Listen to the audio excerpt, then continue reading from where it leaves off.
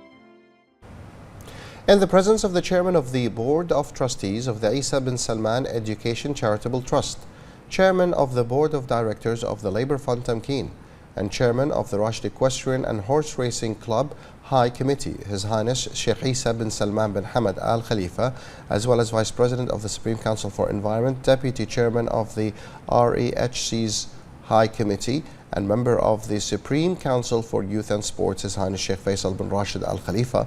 The REHC organized the 23rd race of the 2024-25 season at its racecourse in Al Rafa Sakhir.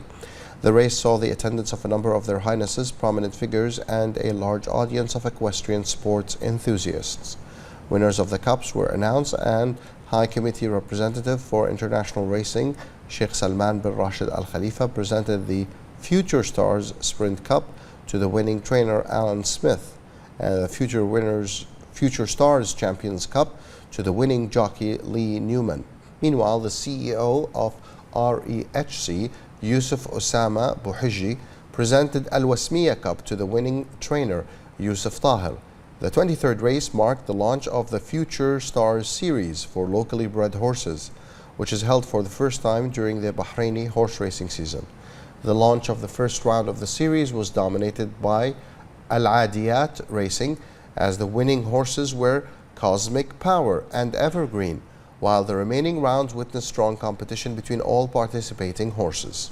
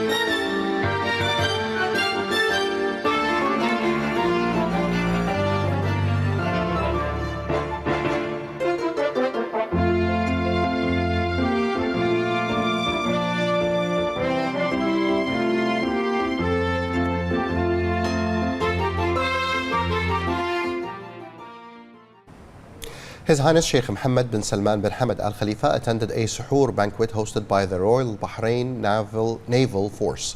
Upon arrival, His Highness was welcomed by the Commander of the Royal Bahrain Naval Force, Rear Admiral Ahmed Mohammed Al Bin Ali, along with senior RBNF officers. During the gathering, His Highness exchanged Ramadan greetings, highlighting the holy month's role in strengthening social bonds, fostering meaningful connections, and upholding the kingdom's rich traditions and values. His Highness praised the RBNF's advanced capabilities, attributing its progress to the unwavering support of His Majesty King Hamad bin Isa Al Khalifa, the Supreme Commander of the Armed Forces. His Royal Highness the Crown Prince, Deputy Supreme Commander of the Armed Forces, and Prime Minister Prince Salman bin Hamad Al Khalifa, and the dedicated leadership of the Commander-in-Chief of the Bahrain Defense Force, Field Marshal Sheikh Khalifa bin Ahmed Al Khalifa. Furthermore, His Highness praised the RBNF's high level of competence and combat readiness, acknowledging the unwavering dedication and loyalty of its personnel in fulfilling their national duties. As part of the ceremony, His Highness presented medals to several RBNF officers. The awards were conferred by the Commander-in-Chief of the BDF. Several pilots from the founding Naval Air Squadron were also honored in recognition of their efforts during the founding period. His Highness also emphasized the RBNF's vital role alongside the BDF in safeguarding the kingdom's security and stability while supporting national development efforts. His Highness further highlighted their contributions in coordination with allied forces in ensuring maritime security and facilitating safe navigation in regional waters.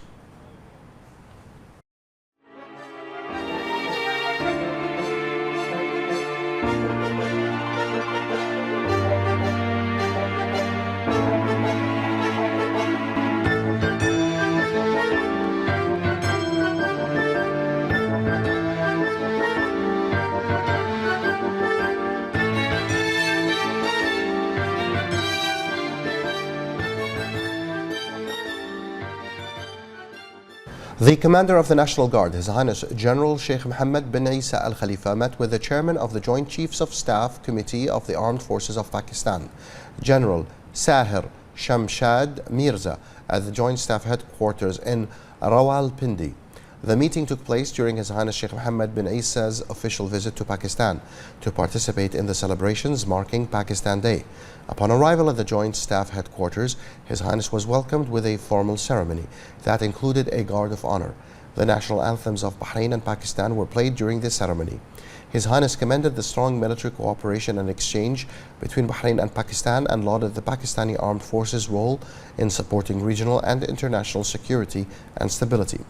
On his part, General Mirza highlighted the importance of His Highness's visit in advancing military relations between the two countries. The meeting addressed topics of common interest and reviewed the long-standing military cooperation between Bahrain and Pakistan.